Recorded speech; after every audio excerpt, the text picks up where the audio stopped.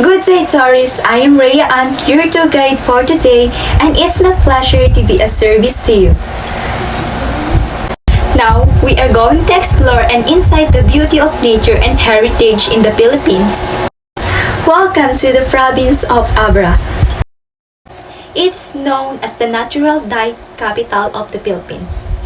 But right now, I'd like to familiarize you with the area and discuss some basic information in the province of Abra. Abra is situated in the midwestern section of Cordillera Administrative Region or CAR. The capital of this province is Banget. It was founded on March 10, 1917 with an area of 4,166 square kilometer and has a population of 250,985. Let's move on to their history. The name Abra is derived from the Spanish word name which means opening, because the first name of the province is called El Abra de Vigan.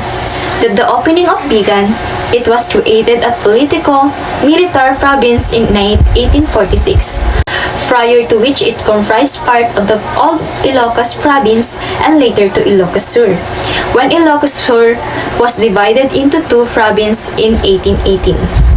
Some facts about Abra. Abra is a third-class province. Expect that some residents here are mostly indigenous people or called Itnig or Tinguiñans people.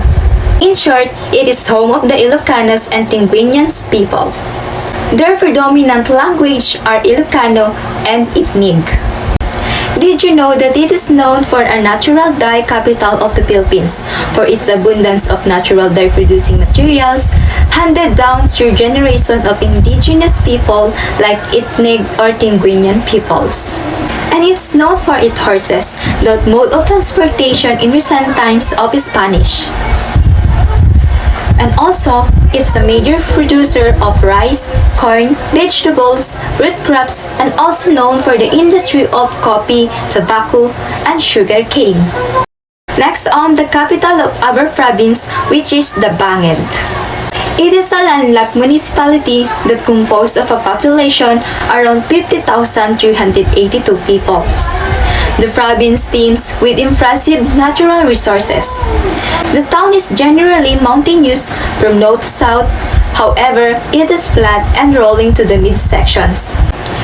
Banget is politically subdivided into 31 barangays with 77 sitios. Introducing the cultural attractions, festival, and traditions. One of the most commonly cultural attractions in Abra province is the Apil Festival. It is a 4-day celebration of the culture and tradition of the people of Banget. The festival features trade fair with the food bazaar, search for Mr. and Miss Banget, street dancing, and ground demonstration competition and parades. One thing that I like about and unique about this province is they are also engaged in various crafts. The most important in which is bamboo crafts production that make them as a musical instruments like gongs, flutes, woven blankets, instrument bear witness to the rich cultural backgrounds of the different ethnic groups and tribes. Let's move on to the Festival of Abra. The first one is Hearts on Fire Abra Gospel Festival.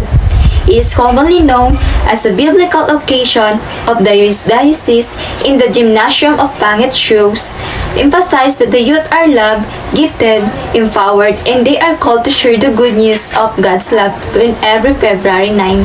Dance formations showcasing tribal dancing can be seen especially during the yearly town fiesta that they call Kawayan Festival. As you can see in the picture, it illustrates the most festival is commonly known as the Hearts on Fire Abra Gospel Festival, Kawayan Festival, and the last one is Begnas. A Begnas is a Thanksgiving festival of the Maing tribe.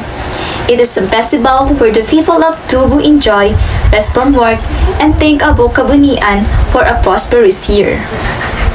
So next on, let me represent the unique dishes of Ilocano foods and delicacies. This will not be missed. Unlike here in the province of Marinduque, our sinuman is just made up of malagkit na bigas and sugar, but their traditional treats made from glutinous rice, sugar, and coconut milk wrapped in banana leaves. And that is binangkal, sinuman, and pato-pato are always present in the Abreños dining table during Christmas and New Year celebrations. So here's some dishes of Abra province that made unique and you will not be missed, such as deep fried tapan, cascaron, abal-abal, pinakbet, pansit, miki.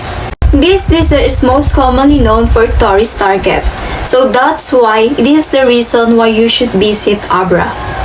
So why Abra province should be your next tourist destination? Because Abra is something for everyone, like mountains, nature, hiking, trails, waterfalls, as well as museums, ancestral horses, and heritage. As you can see, upon entering in Abra, you will sight the Tanganan Tunnel, which is locally known as Sukan. It is the gateway to Abra and a popular landmark that welcomes everyone, unlike in other provinces, but this is different.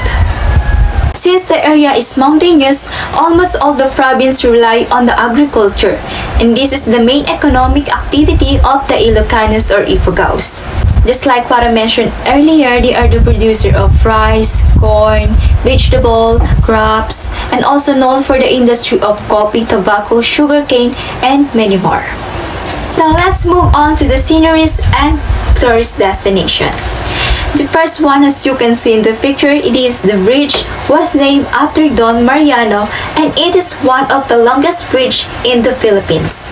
It is known for the best spot for taking pics, culture, road trips, and let me introduce the historic church and cultural sites. One is the St. Catherine Parish. This, as you can see in the picture, this is the interior face of the church. And this is the outerior. St. Catherine of Alexandria Parish is known as a natural cultural treasure, and it's one of the oldest church in the Philippines but oldest in Abra province. I thought they also managed to keep some of its local cultures and traditions alive.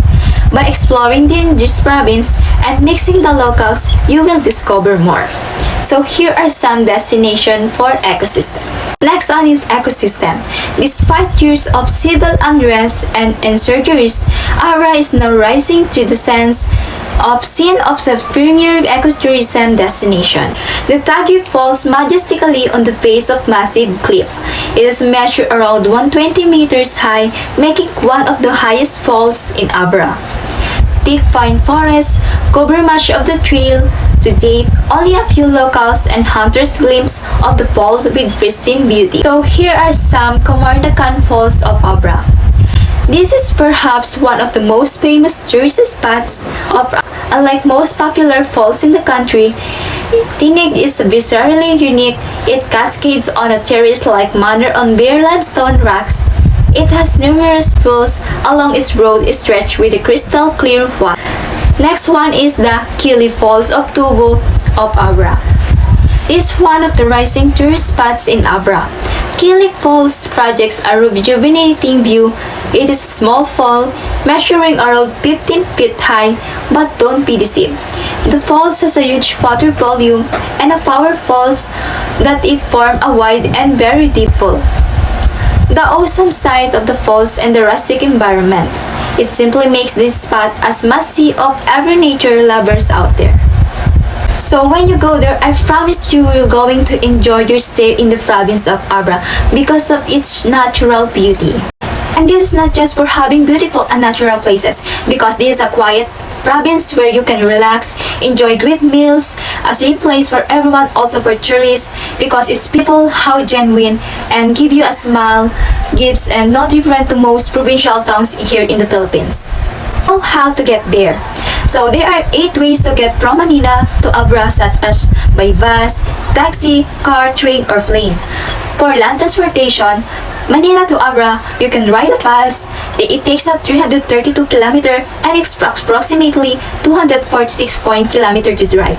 Also, the cheapest way to get from Manila to Abra, which costs around 430 pesos to 600 and takes 6 hours to 20 minutes. By air transportation, the quickest flight from Manila Airport to Tuguegarao Airport is the direct flight, which takes 1 hour and 5 minutes. And there's a jeep that will take you to the province of Abra.